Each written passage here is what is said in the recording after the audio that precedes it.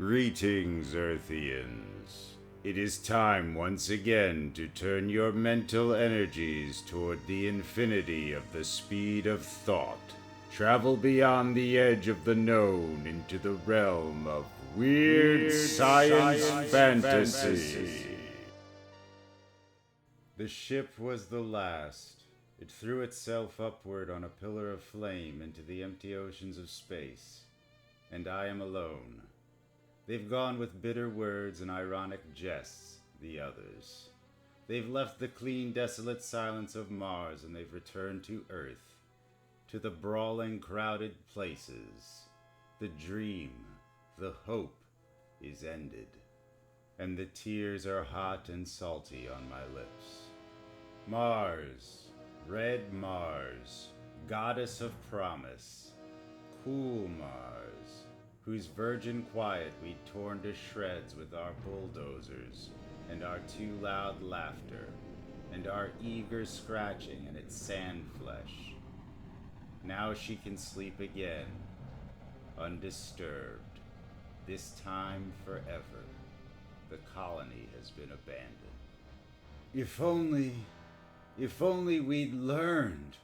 I walk and the voice whispers to me. The voice. I'd heard it so many times in the past weeks.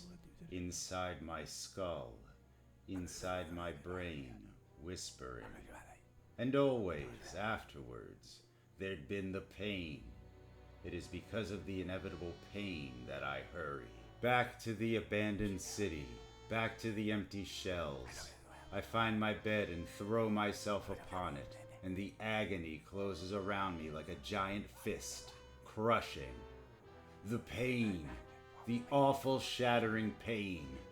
And yet, even then, there is the other pain, the pain of remembering. I cry aloud with the remembering. How long has it been? 30 years? Yes, 30 years ago I'd stood and stared at promising Mars on our astro screen as we'd hurtled toward it. There she is. Beautiful. She's beautiful. 4 of us had left Earth in a slim needle of gleaming alloy, but I had been the first man to set foot on Mars, and I'd fallen in love with her.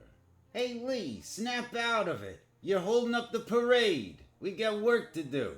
I looked up when Torgson had spoke, up to the tiny green ball that was Earth, and I'd remembered then, too.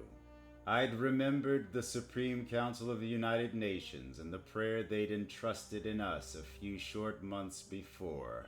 Go then, and may success be yours, for you are our only hope. Mankind is doomed. Man, doomed? Sir, you're joking. Death is never humorous, Captain Harper. Within a generation, the entire race will be sterile. A century from now, man will have ceased to exist. That is, unless we can leave Earth and escape the radiation. On the day man discovered atomic fusion, he committed suicide. The sudden releases of energy have released other things. Certain radiations, certain forces we are unable to cope with. They are slowly, steadily sterilizing us, making us impotent. It doesn't seem possible. It is, horribly so. Earth is a dying planet, for man is dying. But if your trip is successful, if man can escape to an uncontaminated world, we can build again. The nations of the world have pooled their resources. We've begun construction of the first spaceship. You 4 have been chosen to man this ship, to attempt to reach Mars. It hadn't seemed real, the whole thing. Even while I'd studied and learned to fly the ship, it hadn't seemed real. An Air Force captain, a biologist, a mineralogist, we were nothing, and yet a world had watched, prayed for us. And one day the prayers had been answered. I stepped from our ship, the first man on Mars. Come on, Lee, snap out of it. My task was finished with that. I'd wandered the empty desolation while the others had begun their tasks. and Mars had crept into my heart, my soul. When we'd left at last, a part of me remained behind. Strange. You know, Torkson, I've dissected a half dozen of these Martian hares, and as far as I can determine, they're completely sexless. I had longed to return again to Mars, so I had joined the first colonists. We'd begun building. The others had come. The farmers, the storekeepers, and with them, the spoilers, the adventurers. And I'd wept for my love, deep down inside. They had come, and they had split the silence with their curses. They had roared their happiness because the yearning for the race to survive was bred into them. They had made Mars hideous with their din. But they had built. They had raised a new world. They had dotted peaceful Mars with noisy cities. And they had remained men. They had brawled and hated and scarred her velvet nights with their neon signs. And then Mars had taken her silent revenge. Gentlemen, the facts are too obvious to be denied. The 8 years our colonists have been on Mars, there has not been one single birth. But Mr. President, the radiations which are making man sterile here on Earth do not exist on Mars. Why haven't our colonists reproduced? Why? Here is the answer, gentlemen. The thing that the attendant had placed upon the council president's desk had been a cage with a single sexless Martian hare. It had crept out slowly. Then the council had seen what we on Mars had seen so many times. Why, it's losing its shape. It's splitting. I'd heard that some of the forms of Martian life reproduce by division, but not some, all. There is your answer, gentlemen. Every living thing on Mars reproduces itself by binary fission, splitting, as an amoeba does here on Earth. And man is not an amoeba. Exactly, gentlemen. Man is not an amoeba. Something in the atmosphere on Mars, like the radiations here on Earth, will not let man reproduce his way.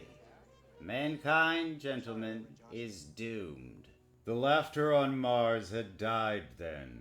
The farmers and the storekeepers and the hard-faced adventurers had fallen silent. Colonists had stopped coming. The atmosphere above the red sands had begun to seethe with the vibrations of discontent. Just 4 rockets they sent. Just 4 rockets in the last 2 years. They're giving us up. What are we waiting for? We're not Martians, we're Earthmen. If we're gonna die out, at least we can do it at home, on Earth. I'm going home. And if the rest of you have any sense, you will too. I'd watched them go. I'd seen their rockets blast at the red sand and climb away from Mars. But I had stayed. All through the long years I had stayed, watching them leave until the cities were almost deserted. In the end, the hard-faced ones, the adventurers, were all that were left, looting, destroying, and I had watched them. I had watched the dream die. The voice had begun coming then, the voice in my head, deep down, and along with it had come the pain. Slight at first, then worse and worse, until it had racked my whole body, and I had begun to do strange things, foolish things. They had not understood the hard-faced ones, nor had I. I had gathered foodstuffs, clothing, tools. I had filled my quarters with them. It had been as if something was driving me to prepare for the future. And yet there was no future. I knew. They had shot out the windows from the buildings and smashed the statues and laughed obscenely. And sick as I was, I had wished that they would go so that Mars might be again as I had first come to know her, untouched and clean. We might have done so much on Mars, but Mars had rejected us. Mars hadn't wanted our brawling and our obscenity. And so at last I'd stood alone and watched the last rocket go. If only we had learned. I had walked back, and the voice in my head had whispered to me, and the pain had come, and I had remembered it all. 30 years. Of all mankind, only I have been so long on Mars.